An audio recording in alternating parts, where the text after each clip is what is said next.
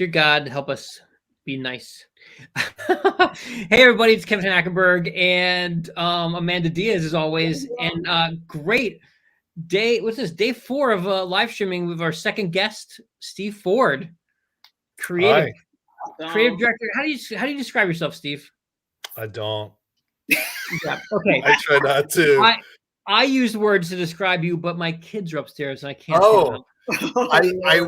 I once was described on Facebook as the most creative person Kevin Hackenberg knew. That's a true story. I put that up there for like a week, and then I realized what that actually meant and took it down. Did I put it up there or you put it up there? You said that to me once. You used to introduce me that way like 20 years ago.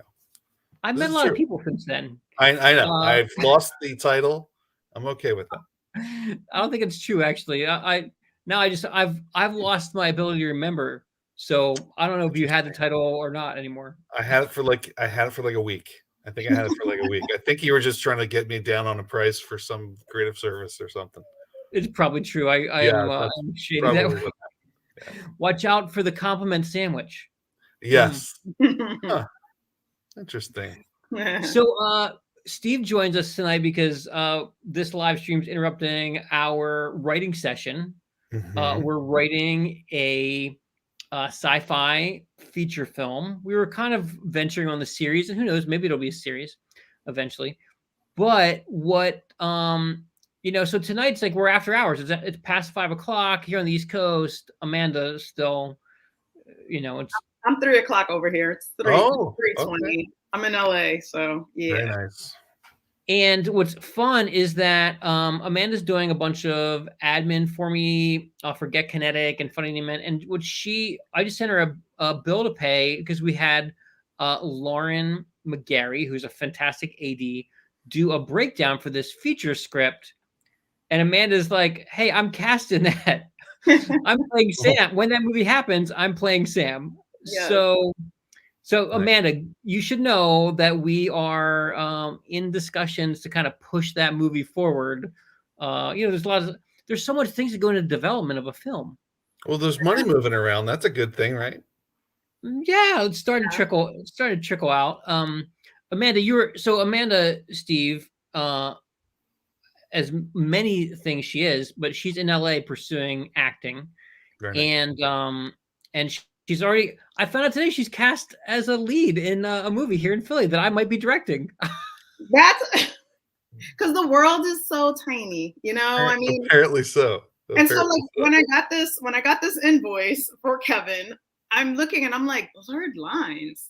This sounds really familiar. And so, of course, I go into, and then he says Mike Gilletto, and I'm like, Mike Gilletto, that's my guy. And so I go to check my email.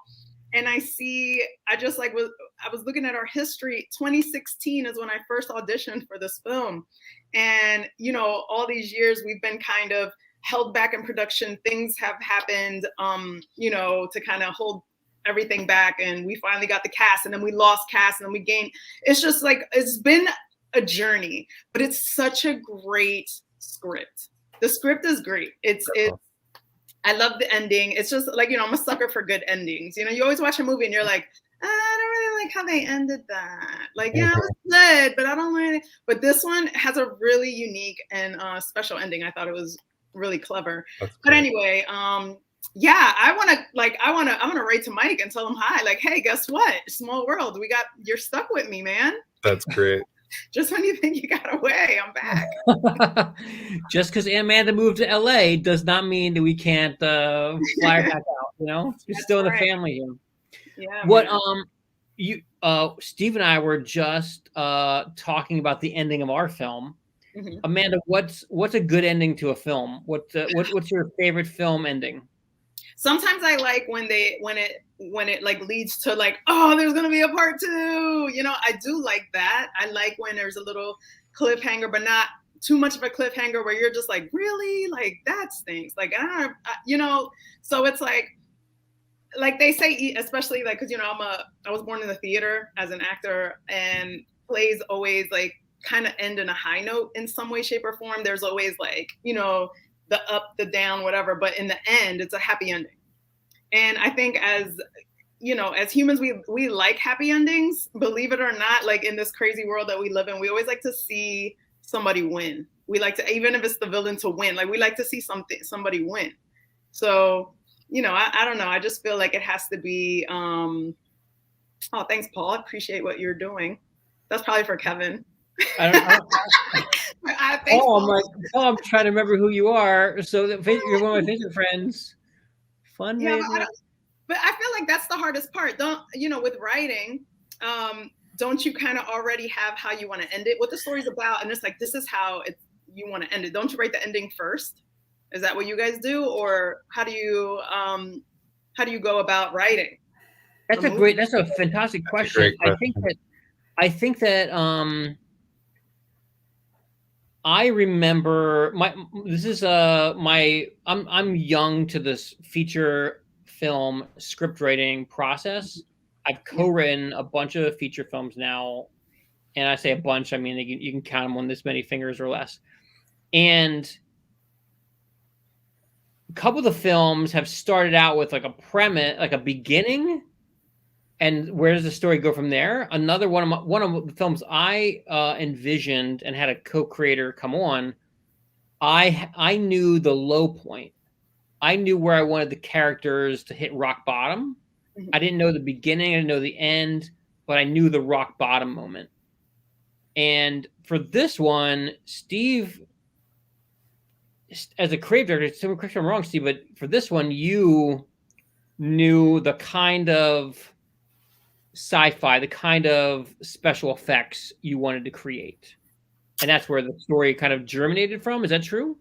Yeah, I mean, a lot of the science fiction stuff that I like it's something real, exaggerated. It's something that's true. It has truth to it. And then you push that to some type of extreme. So for an ending standpoint, I kind of want to tell a story and then at some point make something go really wrong and then have to solve for that, but still have a resolution. Right. Speaking of really wrong, I was about to type in the chat just to kind of get the discussion going. Do you like happy endings? But no. I did not. Why are you doing this, Kevin? I checked myself. Steve, back to what you were saying. Yes, thank you. So, you know how right? So you know how you break it down to. So that's why I heard that when people are writing, they already know how they want to end it. Yeah. And then they create the story according to the highs and the lows of what can happen, how that ending can happen.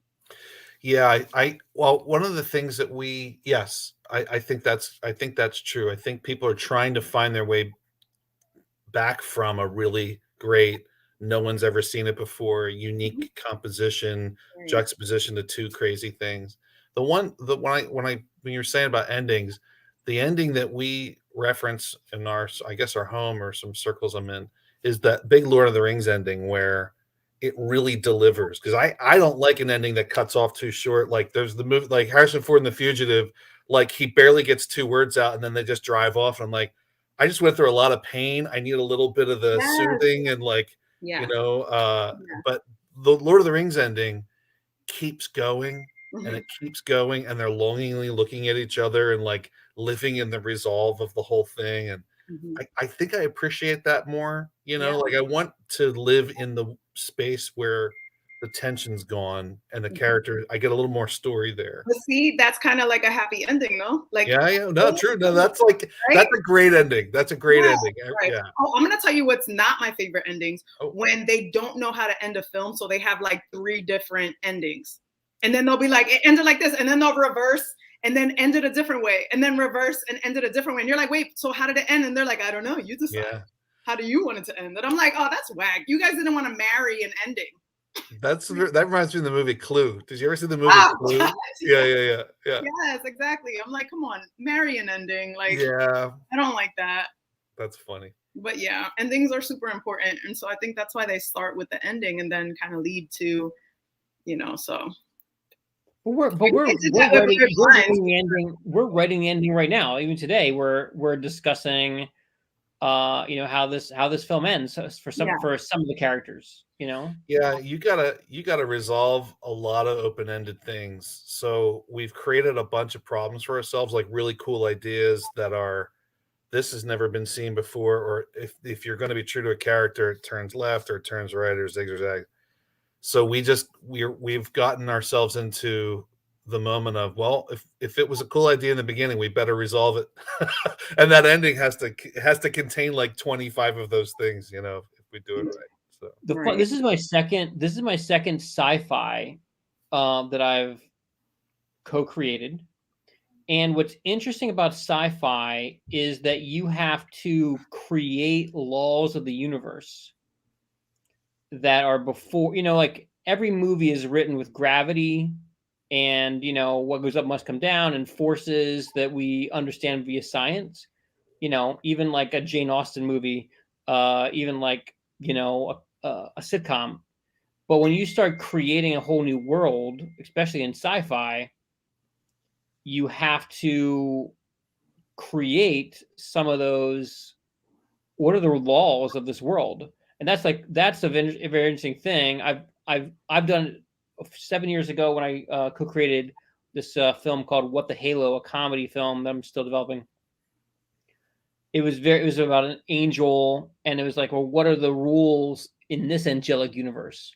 Right. Because the rules for the universe kind of are very important to the message I want the film to be. And in this film, you know, Steve created a very cool universe, and we are kind of like really putting it in a funnel and like shoving it through this like I don't know what did you call it, Steve? Like a little like educational thing, a primer for the audience. Because the primer, you know, in the world of Harry Potter, all of a sudden they have magic and anything's possible, but yet there have to be rules to the magic for the stakes to be low or high in circumstances. Right. Like and this is such a horrible example, but just like vampires and sunlight. You know, like there's still magic in their world. However, they can be defeated. They all have a kryptonite somewhere, somehow. You know what I mean? So we're trying to figure out how to limit it, because the limitations where tension is, right? So can you break the limit, and if we're successful, the kind of the strange and amazing thing about this opportunity is, if we're successful, there's an overlay to like real world stuff. So once we can get the audience through the story of the character to see the way we're seeing, there's a sense that the magic that's inside this universe is real. And then the audience goes away they walk out of the theater going, oh my goodness, I see things differently. That's what I think we're going to be able to accomplish. So far, so good, you know? It's exciting. Fun. That sounds fun to create. Yeah, Amanda, are you even with Kevin? As an actress, first off, have you ever done any sci-fi? Well, I was in a sci-fi type film, but I played a police officer, so it wasn't necessarily like. Oh yeah. With Josh. Yeah. So I was a police officer. It wasn't necessarily that I had anything to do with the sci-fi. It was just something that I encountered. But Deliver Us from Evil, a film that I was a cinematographer on, and Amanda. Is that where we met? That's where we met. We met in North Carolina, and we both like were in Philly, and we met down there. Yeah. And now we're both on the internet. Yes. This is a small world.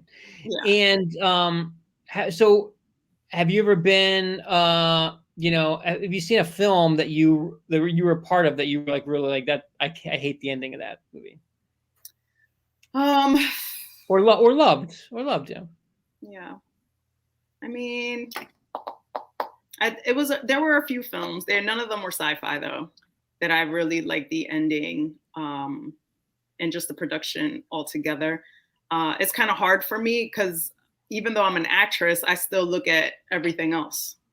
You know, like I'm still a makeup artist. I'm still an AD. I'm still, you know what I mean? So I pay attention to different details on set and Rachel is like one of the people that forced me to like take a hat off. Like, listen, you're an actor, focus on this. So it's kind of hard. Even when I'm watching film, I hate watching film with myself because I'm like, oh no, the lighting, look at this. What is the sound? Like, come on, editor. Like I break down I'll say when it's a good film, when I catch nothing and I'm actually engulfed in the film and engulfed. Oh, in the that's story. terrible. That's terrible. Yeah, that's like, that means it's correct.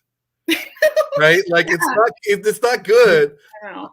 Actually, that means what it means is that the people standing out are the creators, are the director, are the storytellers. Yeah. And that all the other suspensions of disbelief have been pushed down so that the story is so powerful that the story is so powerful and the technical things have been accomplished, have been checked off, so that Amanda, myself, other people that are part of the process can just relax and engage. And it's the problem, because we're in the kitchen, we're constantly tasting the sauce and being like, no, it's not quite right. It's not quite right. That's a great example. If you come to the spaghetti dinner and give your $5, you're like, all right, I ate, good job. But if you came to the restaurant and you're giving your $100, then you're like, no, send it back to the kitchen. Yeah. Right. Yeah. That's expectations. I have so I have a toy company where I make products, and for years I made these really Hero.com. It's in the chat. Oh, thanks. I made these scale models of like iconic heroes, and at some point I realized that these guys, the fans, and I don't know if anybody's watching, but like they are. So be nice. Oh yeah, okay. So like they really wanted an accurate model. They didn't like the whimsy, they didn't like fantasy, they didn't like an interpretation or even charm. They weren't interested in charm, they're interested in like hyper accuracy. And so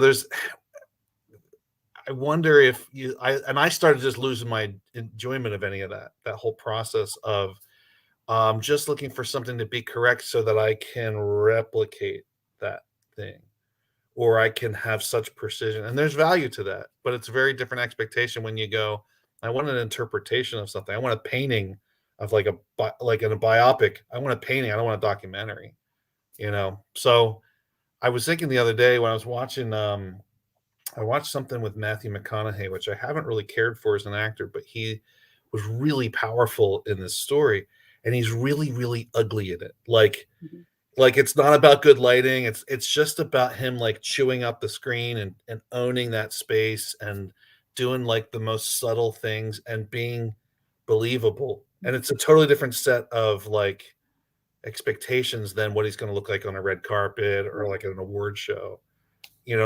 So I think setting expectations up front and how you do that, I think, will create the way the audience will receive it. And then the criticisms become different. Yeah. Hey, the one question I had for our script writers who are watching this now or later in the future, Steve and I are on to turn around and just like, you won't be able to read a thing because it's like, Kevin, that's our secrets. That's our secret. I read it all. Oh no! Wait, can you help us fix the ending? No, but seriously, this is my screen. This is our outline of the film, but it's like you can't see those pixels. I can't read them. I'm in this room and I can't, and it's 4K. I can't read them. What's interesting is that I created this approach. Oh, shout out to Rich Melheim for taking me to Aspen a few years ago. And after reading Save the Cat and other script writing books, Rich gave me this outline form that kind of he says he stole it from Pixar, but it gives like these like topics: Act 1, point of attack, and Act 2, the subplot, the promise of the premise, the brick wall, all these dig deep, and it's a trap, which we all know what part of the movie that is from Return of the Jedi. It's a trap. But what's interesting is that Steve and I are Steve's getting into final draft, as a young writer himself now. And I'm way in the final draft. Way into it. And we're trying to figure out the notes section. So if there's anybody out there that knows the notes and how to get notes that work for them, if you use notes, come on the podcast and like teach me your ways. otherwise, we're kind of spreading it out on our own little wall with our own little notes. I'm all digital, so we're kind of doing it on a big spreadsheet, and that's our kind of like method for this film, our first collaboration on a feature. So I have another project going where I'm doing the notes thing, and it just behaves weird. I don't know if it's just a technical thing or if it's me or whatever. But yeah, I'd love to get some pointers. You're on way that. deep. Can't be you. You're way deep. Thanks, man. It's so deep right now. I can't. I'm just like, I can color code. What? Like it's gotten pretty crazy. I can make this a yellow Post-it note or a pink Post-it note. Yeah, it's awesome. Spell check. Amanda, are you into Final Draft? Do you write in Final Draft? Final Draft. Oh gosh, I'm not a huge script writer. I've written children's theater. I write like bilingual plays for kids about Latino folklore. So it's not necessarily. It's like not long, short little plays. But I used Final. I'm not a huge I've tried writing. I'm not the best. I'll read a script. I'll critique a script. I'll whatever, organize it, break it down for film for production. But besides that, I'm not. Yeah. It's a you totally have to like go. It was great for me a few years ago with my friend Rich to go to Aspen to this house he had and just be sequestered there. I mean, like my cell phone hardly worked, and it was like great to just be like, all right, we're just focused here. I got a writing partner. We're just focused, because sometimes that's half the problem is turning off the world to sit down and start typing in whatever Final Draft or Word or on a typewriter, old clickety clack typewriter. I know for some people it just comes, like it's so dope to see people in their bag with that. It's amazing. I've had nights where I just kept going, but it's like drinking from a fire hose. So I don't know what to, it's not organized. And by the end, I'm like, those are great ideas. I'll never get to go back and reorganize them. All right, Kevin, question. Oh, wait, real quick before you have a question. Wait, hold on. You go. I have to run. I know. I want to stay, but I have to run. I have to take Jaden somewhere. All right. It was great meeting you, Steve, and I'm sure we'll see you again soon. Hopefully, right? Bye. All right, I'll see you guys later. Yeah, bye. Bye. Did you cancel? All right, you're back. Yeah, we're still here. We're still live. Don't tell him the secret. Don't tell him what it's about. I'm not gonna tell him. But what's an ending you hate? I need to know this if we're gonna write things together. Oh man, too late. We're already contracted to do this one together. You should ask this question before you sign that contract. An ending I hate. I found out an ending I love. I fell in love just this week. I could go to politics. I can go to politics. Let me reverse that completely. Give you a different answer, and that will satisfy you. You know what I hate is let me work our way through this. All right, so I'm very patient. Answer, longer. I'll be over here. I'll just put myself. So here's Kevin Hackenberg saying what I really prefer. Or I could just diminish you. How about this? I feel diminished. What Kevin really prefers. What Kevin really wants. Hold on. Can I poke you? How does that work? So I was recommended by Adam Bogus, who's just an amazing artist, scientist, technician, to watch The Haunting of Hill House on Netflix recently. Mm-hmm. Haunting of Hill House, a 10-part episodic that ends, that has closure. Episode 10 not only has closure, but all the premise that we've been talking about tonight in our film, and I just looked at that section 5A, the promise of the premise. You got to give the audience the premise. In an episodic, you have to let that go, and it never ends. It never ends. That's the business of TV. It never ends. Mm-hmm. But Mr. Mulligan, who created The Haunting of Hill House and The Haunting of Bly Manor and Midnight Mass, there's a spirituality to it. I mean, it's a ghost story, so there better be a spirituality to it. But if he if he did it right, but it's interesting because Scooby-Doo does not have a lot of spirituality to it, but it is a yeah, ghost story. I don't know, man. You should like Uh, watch out for meddling kids and be a meddling kid. That's like the premise there. The Scooby-Doo, not, you know. I Anyway, don't want to derail you. You have a really great point. Go ahead. Can't take theological notes from Scooby-Doo. What kind of Christian are you, man? Well, being false-faced, I would say, being hypocritical, being too, dual identities. No, don't do that. Don't do that. Yeah, that's good. So Haunting Hill House, a series episodic that ends. Also in the spiritual episodic that ends. Luther. Luther. Yeah. Idris Elba. Oh my word, so good. I think what Amanda said was very interesting. You have these closure moments to a feature film with like a little hint of like, ooh, maybe there's another one coming. That's fun. But if it's too set up, now mind you, I did this in a short film called My $1 Million Mom, which I'll play one day on this show, where we let it on purpose, let it hang and let the audience have to decide what they believe the main character did as a choice. And I just spoiled my own movie. But you still got to see it. Or you ran out of editing budget. Either way.